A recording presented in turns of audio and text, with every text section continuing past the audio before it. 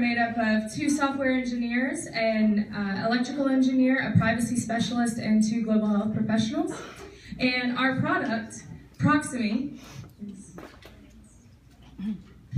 Okay, so when patients come into the hospital, they will receive a wristband with a beacon on it.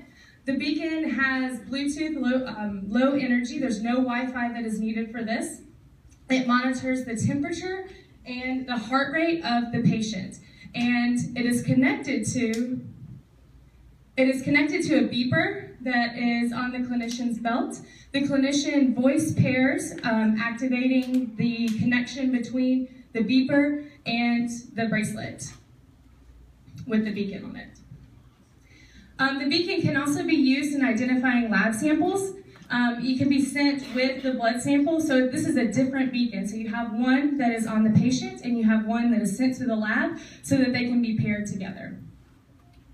This can be, in the future, we foresee this being used for several different things, to have private voicemail to connect patients and families, for contact tracing when someone comes into the hospital and they're showing Ebola symptoms and they say, I've had contact with 5 other people, you could give them a beacon and see where these people are moving around. Longitudinal health records, and monitoring people who visited affected countries to see if their temperature is increasing or their heart rate is increasing. Earlier in the day, we got some positive feedback that we wanted to share, saying that Ms. Deborah Wilson told us that her nurses in the field would love this. And now for the demonstration.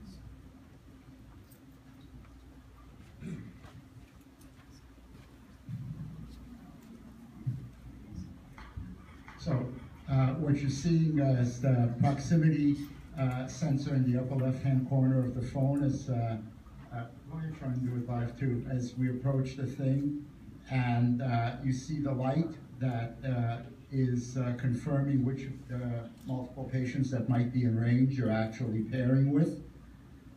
You're then able to use this to monitor temperature, which is also being transmitted to various beepers that are being carried around by the health workers. And Sean is about to demonstrate. Patients. Oh good, the audio is coming through. Patient. You said patient. Acknowledge alarm. You said acknowledge alarm. Done. You said done. Affirmative words. And that's ProxiMe.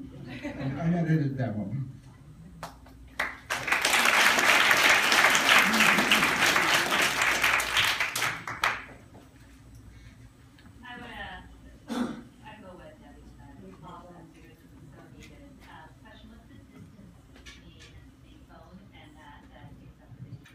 The distance is normally said to be 10 meters, so in some cases now you can get it to be larger than that, and in some cases you might want it to be smaller actually, depending on how close. So, but the nominal distance is 10 meters.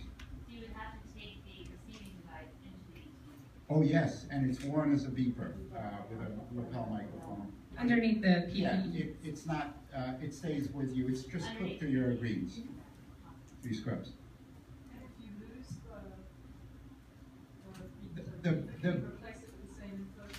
The beepers are all serialized and they're paired, whether you're pairing them with the patient or whether you're paired and confirming that with the voice unit or pairing it with a blood sample. The pairing is done. There's 7 commands associated that we were demonstrating 3 of them. There's actually 7 commands for pairing blood samples or patient arm bands. And they're relatively inexpensive. They're inexpensive, around $10 each, and they should be, you can drop them in chlorine or things like that. So there's no open things in them. That goes for the beeper, the microphone, and the beacon as well. So if any of them become contaminated, you can put any of them in chlorine to disinfect them.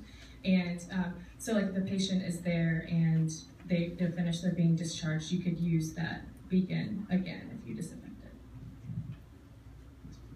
How long will it take to go from this to being in a Ebola treatment clinic? The rapid development could start happening immediately. There's already commercial off-the-shelf systems that can be adapted very quickly to turn this into a system. I'd say you could probably get something in people's hands in about 6 months if the development was accelerated.